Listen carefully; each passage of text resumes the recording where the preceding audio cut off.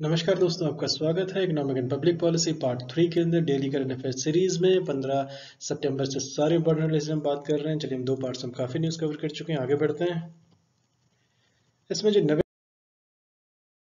Number की news है वो ये है कि टेलीकॉम सेक्टर से आ रही है। टेलीकॉम्स को किसी तरीके से रेंज करना होगा या मैनेज करना होगा। 44,000 करोड़ का जो रिप्लेस करेगा, जो इनका एक्सपायर जो होगा, ये नेक्स्ट ईयर उनका स्पेक्ट्रम का लाइसेंस एक तरीके से एक्सपायर हो जाएगा। तो इनको करीब करीब 44,000 करोड़ जो है इनको कहीं ना कहीं से इनको अरेंज करने होंगे, जो ये रिप्लेस करेगा जो स्पेक्ट्रम ये होल्ड कर रहे हैं, ये मतलब डायरेक्टली कर रहे हैं या थ्रू शेयरिंग कर रहे हैं। जियो का मैं बात कर रहा हूँ यहाँ पे, और विच एक्सपायर्स नेक्स्ट ईयर।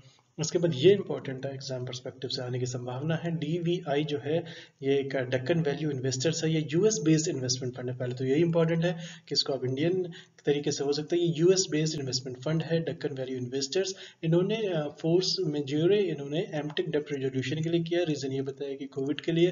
और फोर्स मेजोरे जो होता है कि एक तरीके का अनफोर्सिन सर्कमस्टांसेस में आप अपने कॉन्ट्रैक्ट को फुलफिल नहीं कर सकें। तो ये पूछा जा सकता है कि डीओ ने कौन सा किया, तो फोर्स मेजोरे से आपको फ्रेंच टर्म्स दे दी जाएंगे तो आपको दिक्कत हो जाएगी। तो एमटेक डेप्ट रेजोल्यूशन की यहाँ पर बात हुई है, और ये यूएस बेस्ड है investment fund Deccan value investors.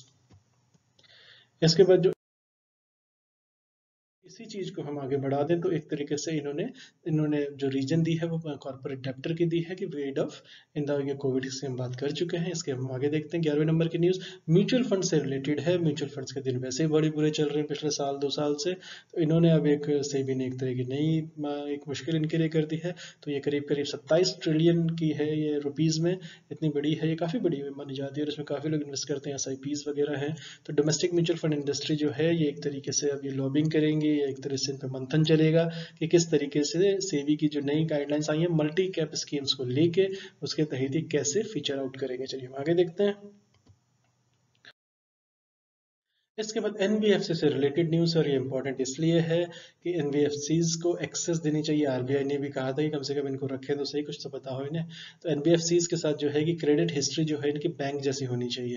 जिस तरीके से कॉर्पोरेट बैंक से डिमोनेटाइजेशन के वक्त ये बात उठी थी कि उनके तो डिजिटल रिकॉर्ड्स ही नहीं होते हैं, तो जिस तरीके से मैसिव अमाउंट जो उनमें जमा हुआ है, तो इसी तरीके से एनबीएफसीज का भी बहुत सारी प्रॉब्लम्स हैं। और उनमें से एक जो सिग्निफिकेंट प्रॉब्लम क्रेडिट हिस्ट्री को लेके है। तो इनके पास भी एक बैंकों की तरह होनी चाहिए, बोरोवर की पूरी क्रेडिट हिस्ट्री होनी चाहिए उनके पास, उसने कहाँ कहाँ से लिया है, कैसे उसका रिपेमेंट का रिकॉर्ड रहा है।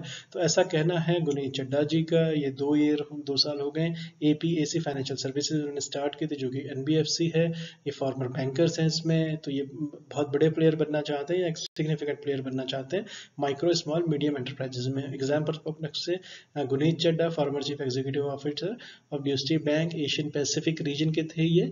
तो इन्होंने ऐसा कहा है। चलिए हम फोर्थ पार्ट कुछ और न्यूज़ कवर करेंगे। Thank you so much for listening. नमस्कार दोस्तों।